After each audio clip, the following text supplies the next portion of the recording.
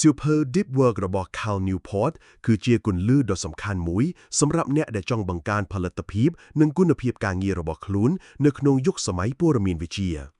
Deep Work គឺជាសមត្ថភាពនៅក្នុងផ្ដោតអារម្មណ៍ទៅលើកិច្ចការដែលទាមទារការគិតស៊ីជម្រៅដោយគ្មានការរំខាន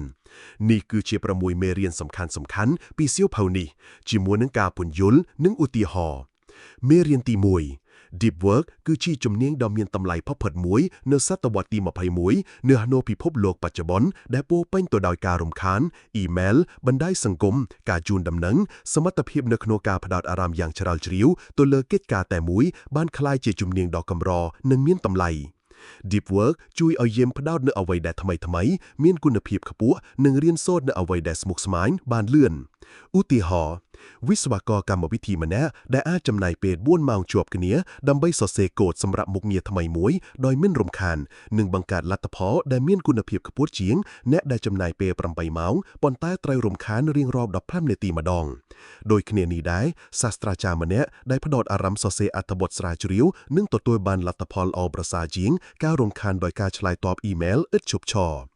មេរៀនទី2 Shallow Work ការងាររាក់ៗគឺជាសត្រូវរបស់ Deep Work Shallow Work គឺជាកិច្ចការដែលមិនទាមទារការគិតស៊ីជម្រៅងាយស្រួលធ្វើនិងអាចធ្វើបានសូម្បីតែពេលមានការរំខានឧទាហរណ៍ដូចជាការឆ្លើយតបអ៊ីមែលការរៀបចំកាលវិភាគការចូលរួមប្រជុំដែលមិនសូវសំខាន់បញ្ហាគឺថា Shallow Work អាចបំពេញពេលវេលារបស់យើងទាំងស្រុងរហូតយើងគ្មានពេលសម្រាប់ Deep Work ឧទាហរណ៍មនុស្សជាច្រើនចំណាយពេលពេញមួយថ្ងៃឆ្លើយតបអ៊ីមែលចូលរួមប្រជុំមិនចាំបាច់និងពិនិត្យបណ្ដាញសង្គមពួកគេមានអារម្មណ៍ថារវល់ប៉ុន្តែមិនបានប្រកាន់លទ្ធផលសំខាន់ៗអ្វីឡើយផ្ទុយទៅវិញអ្នកនិពន្ធម្នាក់ចំណាយពេល3ម៉ោងរៀងរាល់ព្រឹកដើម្បីសរសេរដោយគ្មានការរំខាន Deep Work ហើយបន្ទាប់មកទើបឆ្លើយតបអ៊ីមែល Shallow Work មេរៀនទី3អ្នកត្រូវរៀបចំផែនការសម្រាប់ Deep Work Deep Work មិនកើតឡើងដោយឯកឯងនោះទេអ្នកត្រូវតែកំណត់ពេលវេលានិងទីកន្លែងជាក់លាក់សម្រាប់វា Newport ណែនាំវិធីសាស្ត្រ4យ៉ាង Monastic Philosophy ដាច់ឆ្ងាយពីពិភពលោកទាំងស្រុងដើម្បីផ្ដោត Bimodal Philosophy កំណត់ពេលវេលាជាក់លាក់ឧទាហរណ៍1ខែ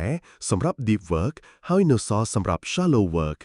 Rhythmic Philosophy កំណត់ទម្លាប់ប្រចាំថ្ងៃឬប្រចាំសប្តាហ៍សម្រាប់ Deep Work ឧទាហរណ៍រៀងរាល់ព្រឹកJournalistic Philosophy ឆ្លៀតពេលខ្លីៗឧទាហរណ៍1ម៉ោងសម្រាប់ Deep Work រាល់ពេលដែលមានឱកាស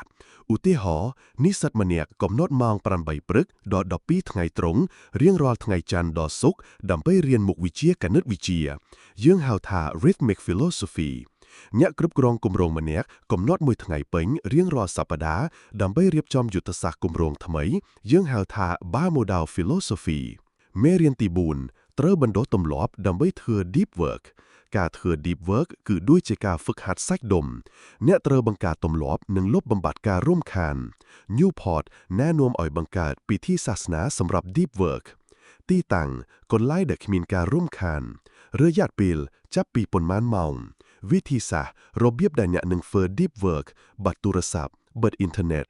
របៀបគាំទ្រដូចជាកាហ្វេទឹកឬអាហារសម្រន់ឧទាហរណ៍អ្នកស្រាវជ្រាវម្នាក់ទៅបណ្ណាល័យរៀងរាល់ព្រឹក7ដល់10ព្រឹកគាត់បិទទូរស័ព្ទបើកកុំព្យូទ័រដោយគ្មានអ៊ីនធឺណិតហើយចាប់ផ្ដើមសរសេរអត្ថបទគាត់មានទឹកមួយកែវនៅក្បែរខ្លួននេះគឺជាពិធីសាស្ត្ររបស់គាត់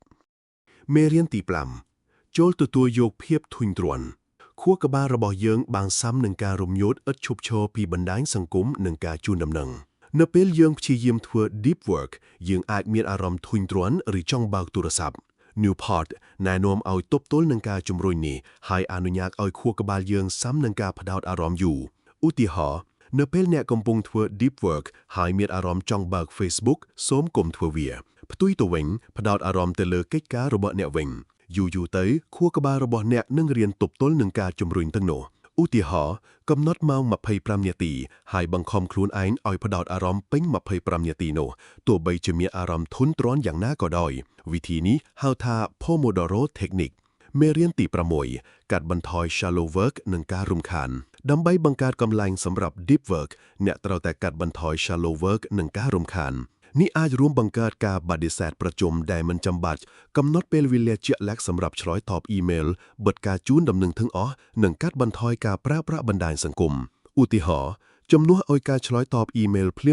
មៗរាល់ពេលដែលវាចូលមកសូនកំណត់ម៉ោង10ព្រឹកនិង3រសៀលដើម្បីឆ្លើយតបលុបកម្មវិធីបណ្ដាញសង្គមពីទូរស័ព្ទរបស់អ្នកមុនពេលចាប់ផ្ដើម Deep Work សូមបិទទូរស័ព្ទទាំងស្រុងឬដាក់វានៅបន្ទប់ផ្សេងសរុបមក Deep Work មិនមែនគ្រាន់តែជាសៀវភៅអំពីផលិតភាពប៉ុណ្ណោះទេប៉ុន្តែជាទស្សនវិជ្ជាមួយសម្រាប់រស់នៅនិងធ្វើការប្រកបដោយអត្ថន័យនៅក្នុងពិភពលោកដែលពោលពេញដោយការរំខានការអនុវត្តគោលការណ៍ទាំងនេះអាចជួយអ្នកឲ្យសម្រេចបាននូវលទ្ធផលការងារល្អប្រសើរនិងមានអារម្មណ៍ពេញចិត្តជាងមុន